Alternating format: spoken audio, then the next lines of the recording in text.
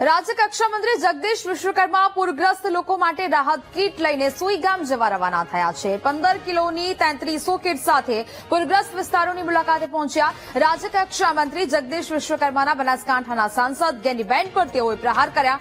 પ્રજાની મદદના સમયે બનાસકાંઠાના સાંસદ કોંગ્રેસ અધિવેશનમાં વ્યસ્ત હોવાની વાત તેમણે કરી। જે લોકોએ મત આપીને જીતાડ્યા તે લોકોની મદદે જ નથી આવ્યા। પ્રજાને જોવા માટે સાંસદને સમય નથી, અધિવેશનમાં જવાનો સમય હોવાની જગદીશ વિશ્વકર્માએ વાત કરી છે। પ્રજા ડૂબી રહી છે, પ્રજાને ખાવાનું નથી ને સાંસદ અધિવેશનમાં વ્યસ્ત છે।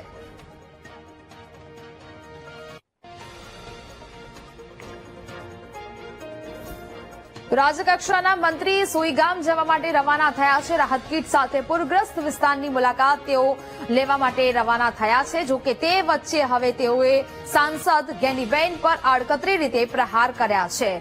સાંસદ દેખાયા નથી, લોકોને ખાવાનું નથી મળતું, તે છતાં પણ પ્રજાની મદદના સમયે સાંસદ અધિવેશનમાં વ્યસ્ત હોવાની તેઓએ વાત કરી છે। પ્રજા ડૂબી રહી છે, પ્રજાને ખાવાનું નથી અને સાંસદ અધિવેશનમાં છે। તે પ્રકારે આડકતરી રીતે જગદીશ વિશ્વકર્માએ સાંસદ ગેનીબેન ઠાકોર પર પ્રહારો કર્યા છે। જોકે બનાસકાંઠાની સ્થિતિ અત્યારે ખૂબ જ ગંભીર છે।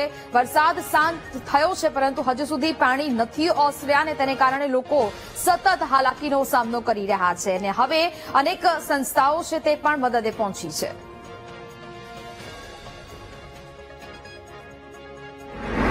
બીજું ખાસ કરીને સત્તા કરતા સેવા અગત્યની છે કોંગ્રેસ પાર્ટી માટે। આજે ગુજરાતની અંદર અનેક એવા પડકારો છે, અનેક એવા પ્રશ્નો છે કે જેથી કરીને સરકારને ઉકેલવાના હોય અને એ ક્યાંક ને ક્યાંક ઉકેલતા નથી ને એના હિસાબે ગુજરાતના લોકો હેરાન થઈ રહ્યા છે। આજે હું એમ કહું દાખલા તરીકે કે આજે અડધા ગુજરાતની અંદર ફ્લડના કારણે લોકો પરેશાન થઈ રહ્યા છે।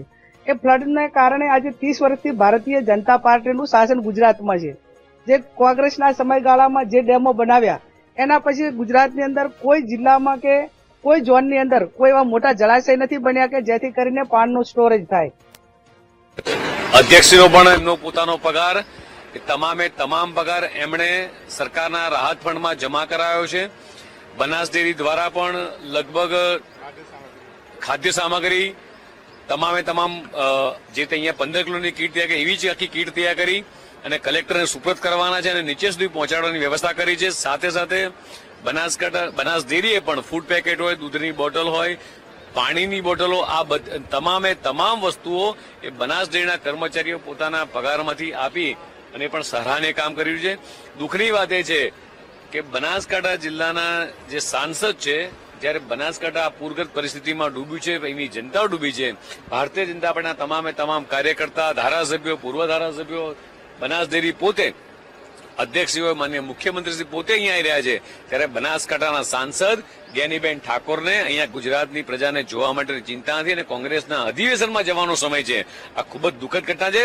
બનાસની જનતા આ ઘટનાને ક્યારેય નહીં ભૂલે કે જે ગેનીબેનને વોટોથી જીતાડ્યા છે એ કોંગ્રેસના અધિવેશનમાં સોમનાથની અંદર એ અધિવેશન કરી રહી છે। કાર્યકર્તાને ભણેલી શું પાઠ ભણાવવાના છે? તો બનાસકાંઠામાં ભારે વરસાદથી પૂરની પરિસ્થિતિ સર્જાઈ છે। ભાજપ પ્રદેશ મહામંત્રી રજની પટેલના ગેનીબેન પર આડકતરી રીતે પ્રહાર। બનાસકાંઠા જિલ્લામાં પૂરની વિકટ પરિસ્થિતિ સર્જાઈ છે।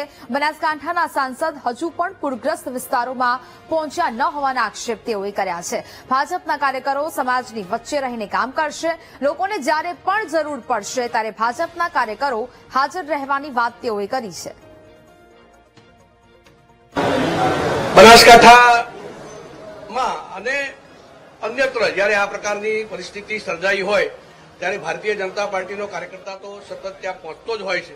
કમનસીબ એ છે કે ચૂંટાયેલા પ્રતિનિધિ તરીકે સાંસદ એમની આજે ત્યાંનો વિસ્તાર એ રાહ જોઈએ છે પણ એ હજી પહોંચ્યા નથી। એ આપણા બધાના માટે દુઃખદ બાબત છે। સમાજની વચ્ચે સતત રહેવા ટેવાયેલા ભારતીય જનતા પાર્ટીના કાર્યકર્તાઓ જ્યારે જ્યારે જરૂર પડશે ત્યારે સમાજની વચ્ચે રહેવાના છે।